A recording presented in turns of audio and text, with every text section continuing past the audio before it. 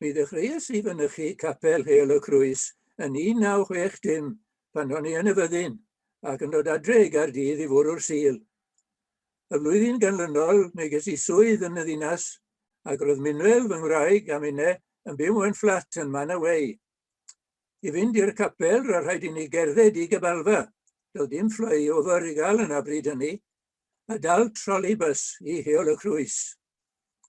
Un bore Sul, a'r bws wedi cyrraedd pen ucha Eglwys y Crwys, daeth 4 o fechgyn i mewn. Roedd hi'n amlwg mai myfyrwyr oedden nhw, ac an un o'n nhw oedd gwallt fflamgoch. Aeth y conductor ato fe i ofyn am y tal, a medde fe, "We want to go to the Welsh Chapel." Daeth y bachgen nhw'n adnabyddus iawn yn ddiweddarach, arwyl o hogiau'r wyddfa oedd e. O'n i'n mynychu ysgol Sul yr oedolion bryd hynny ar Brynhawn i Sul. Roedd yna 7 o ddosbarthiadau yn y capel, pob un yn llenwi 2 gôr. Ond nhw'n ymellaidd i wrth ei gilydd gymaint ag oedd bosib, gan fod yna dipyn o dŵr babel pan fydde pawb yn trin a thrafod. Dosbarth o mhob cornel o'r llawr, un yng nghefn y galeri ac un bob ochr i'r galeri. Daeth 2 i'r dosbarthiadau hyn yn eitha enwog yng Nghymru, sef dosbarth myfyrwyr Lyn Hywel a dosbarth o gwragedd iau dan arweiniad J.E. Jones, ysgrifennydd Plaid Cymru. Un peth dwi'n gofio yw merch ifanc yn dechrau'r ysgol Sul a dweud bod i am ddarllen o'r Efengil yn ôl Eseia. Yn 1970, fi oedd cadeirydd y Gymdeithas. Bryd hynny, yr arfer oedd cynnal y swper Goeldewi yn Nefestri. A'r ddarpariaeth oedd bwyd arferol a chlysuron o'r fath, ham, tongue, pickles ag ati.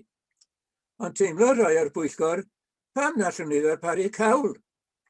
Felly, dyma merched y pwyllgor yn mynd ati i wneud sosbaned sylweddol o gawl bob un yn ei chartre, ac yna dod ag eir festri Brynhawn y swper, a roi'r cyfan gyda'i gilydd mewn un crochan i'w dwymo.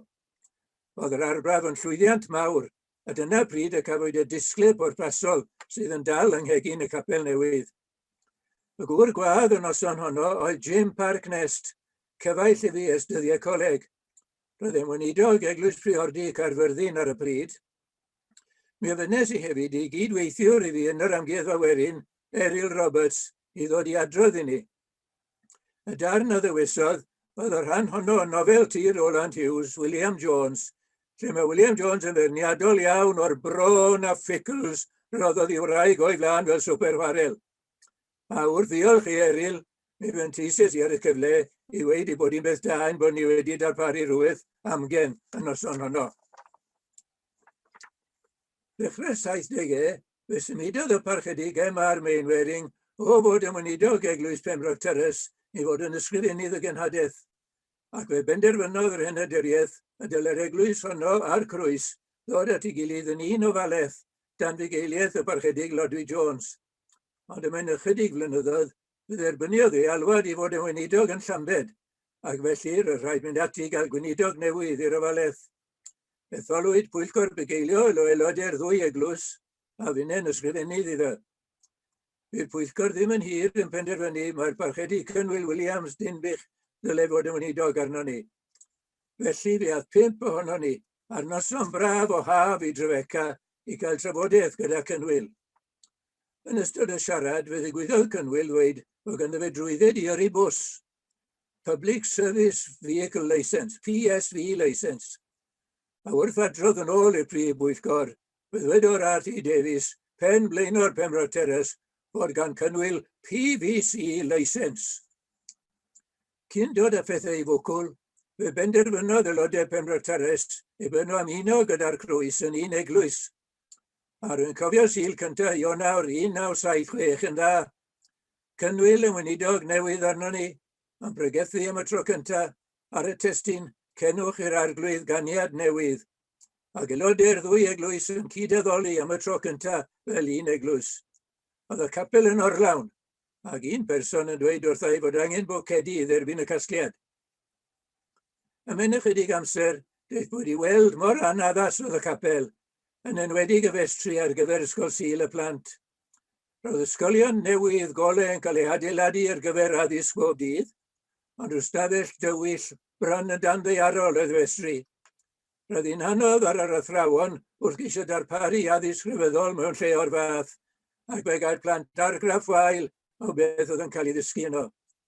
Roedd mwy o amrywiaeth gweithgareddau yn digwydd, yn fwy na dim ond cwrgweddi a seiet, ond heb yr adnoddau pwrpasol.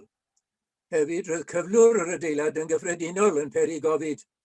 Felly, fe ddweud ati wylio am adeilad arall mwy addas, neu safle i godi adeilad newydd arno fe. Rwy'n yn chwilio am blynyddoedd, yn gweld manteision ac anfanteision gwahanol adeiladau a safleoedd, a anghytuno a methu gweld ffordd ymlaen.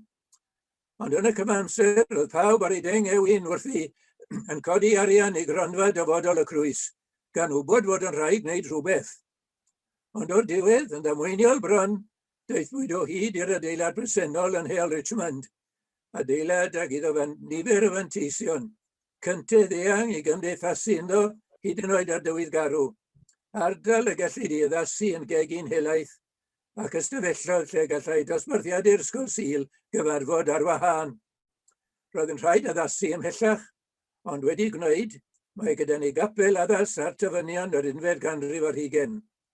Roedd yn hwyth gadael yr hen gapel a fy'n gartrefi am yn agos i 100 mlynedd, ond braf oedd cael edrych ymlaen at dyfodol bendithiol.